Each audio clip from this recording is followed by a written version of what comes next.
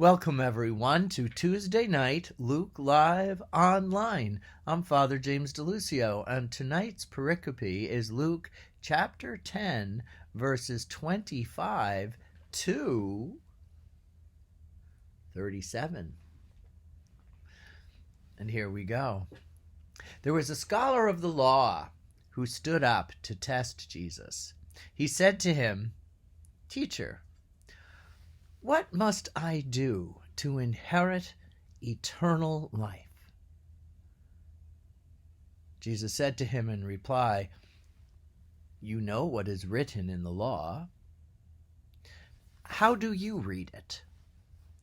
And he answered, "You shall love the Lord your God with all your heart, with all your being, with all your strength, and with all your mind, and your neighbor as yourself." Jesus said to him, "You have answered well. Do this and you shall live." But because he wished to justify himself, he asked Jesus, "And who is my neighbor?" And Jesus said to him, "A man fell victim to robbers as he was going down from Jerusalem to Jericho.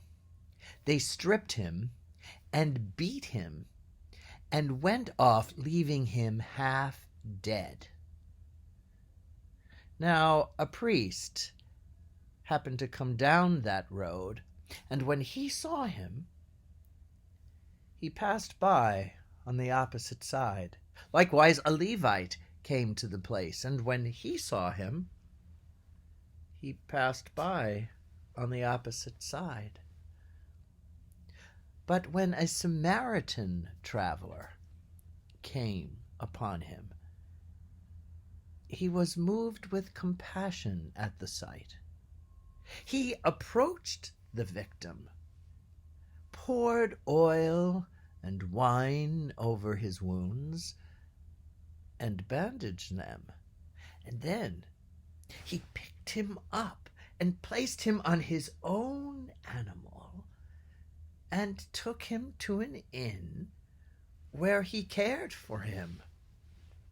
The next day he took out 2 silver coins, and he gave them to the innkeeper with these instructions: 'Take care of him, and if you spend more than what I have given you, I shall repay you on my way back.' Which of these 3, in your opinion, was neighbor to the robber's victim?" He answered, "The one who showed him mercy." And Jesus said, "Go and do likewise." The Gospel of the Lord.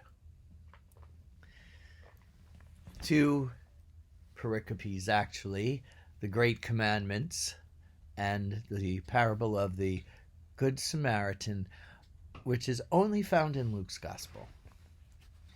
But Luke is always highlighting the need to care for the poor victims, and this is all kinds of care, not only in terms of charitable giving, but attending to people as children of God on a one-on-one basis, and also trying to do things in society to prevent these kind of things from happening in the first place. That's usually the part of the preaching that we forget. We talk about compassion, we talk about helping people all the time, the importance of charity and giving, and,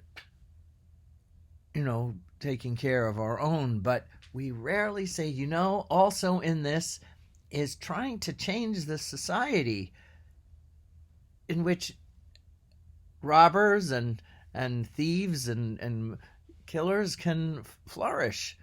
How can we transform our society as well to prevent these things from happening? That is the question of the 21st century, perhaps more than any other. And it's so important that when we share these stories, especially to the young and young adults, that we add that caveat. Because otherwise, as the journalists often tell us, especially on the TV news, oh, Americans, we're suffering from compassion fatigue. And in honesty, sometimes we do. We really do. But in that fatigue is a kind of helplessness. But we don't have to be helpless because we're not helpless. We can do things in our local communities. We can do things in our politics to say, what can we do to change this situation, to make people more civil, more giving towards one another? Obviously, there'll always be evil, and people will always choose. There will always be people, rather, who choose wrong rather than good. But we still can create a situation in which there aren't desperate people who are robbing because they can't get anything. So that's what gives us pause on this pericope. And then, of course, to reiterate the importance of the two great commandments: love of God with our whole heart, our being, love of God with our strength and our mind. Humility is one of the most important values of each individual. When we realize that our lives are not our own, and we try every day to be conscious, God, you called me into being. You're the source of keeping us alive and this whole cosmos and this solar system going. Science tells us, well, these are its regular patterns, but really, God is sustaining all of it. And to be in awe helps us be humble, and then humility brings a gratitude.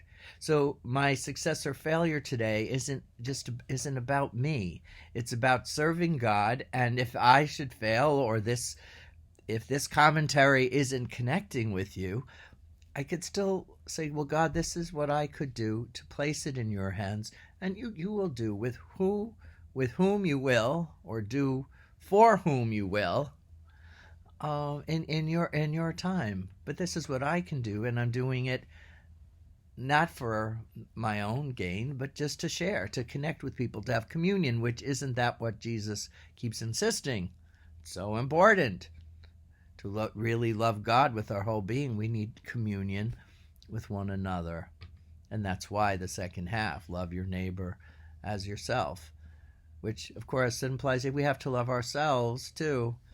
Imperfect as we are, we're still essentially good because we are relentlessly loved. So think about that, how relentlessly you are loved by God.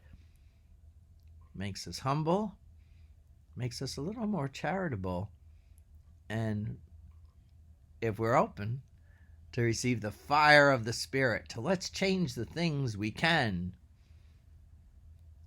and the wisdom to know when we have to leave things in God's hands. Thank you so much for joining me this night. God bless you, and we'll see you next week on Luke Live Online, Tuesday nights. You may join me this Friday as well for Young at Heart. Maybe the poem Over the River and Through the Woods. We'll see. God bless.